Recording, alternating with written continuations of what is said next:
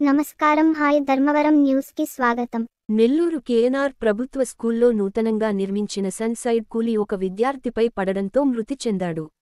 ఈ ఘటన జరగడానికి కారణం నాడు నేడు పనులు నాసిరకంగా జరగడం అని పలువురు ఆరోపిస్తున్నారు.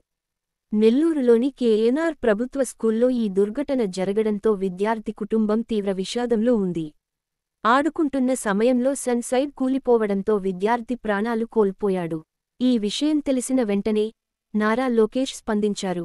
విద్యార్థి కుటుంబానికి 5 లక్షల సాయం ప్రకటించి వెంటనే నిర్మాణ పనులపై విచారణకు ఆదేశించారు. ఇలాంటి ఘటనలు పునరావృతం కాకుండా చర్యలు తీసుకోవాలి అని ఆయన అన్నారు.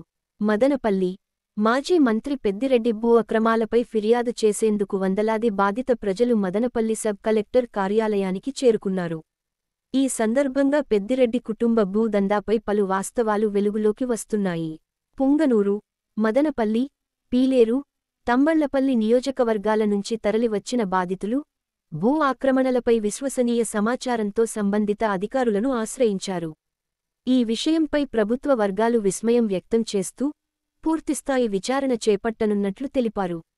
ఆంధ్రప్రదేశ్ రాష్ట్రానికి 2024 మరియు 2025 ఆర్థిక సంవత్సరంలో రైల్వే ప్రాజెక్టుల కోసం రికార్డు స్థాయిలో 9,151 కోట్లు కేటాయించారు.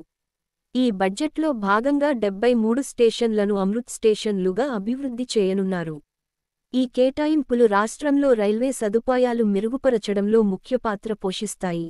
గుంటూరు కేఎల్ యూనివర్సిటీలో భారతీయ జనతా పార్టీ యువ మోర్చా నిర్వహించిన కార్గిల్ విజయ్ దివస్ కార్యక్రమంలో సత్యకుమార్ యాదవ్ పాల్గొన్నారు.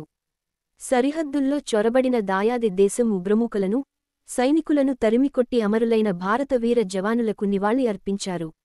ఈ సందర్భంగా భారత సైనికుల శౌర్యం, ధైర్యం, పరాక్రమాలను విద్యార్థులకు వివరించారు. విద్యార్థులను ఉద్దేశిస్తూ దేశం నాకు ఏమిచ్చిందనే భావనతో కాకుండా దేశానికి మనం ఏమిచ్చామనే భావనతో దేశ నిర్మాణంలో భాగస్వాములు కావాలి అని సత్యకుమార్ యాదవ్ పిలుపునిచ్చారు.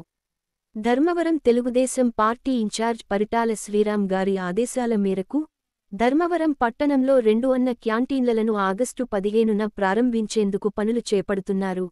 కదిరిగేట్ నుండి రైల్వే స్టేషన్కు వెళ్లే దారిలో డ్రైనేజీ పూర్తిగా బ్లాక్ కావడంతో పరిటాల శ్రీరామ్ గారి ఆదేశాలతో తెలుగుదేశం పార్టీ టౌన్ అధ్యక్షులు పరిసే సుధాకర్ సమస్యను పరిష్కరించారు.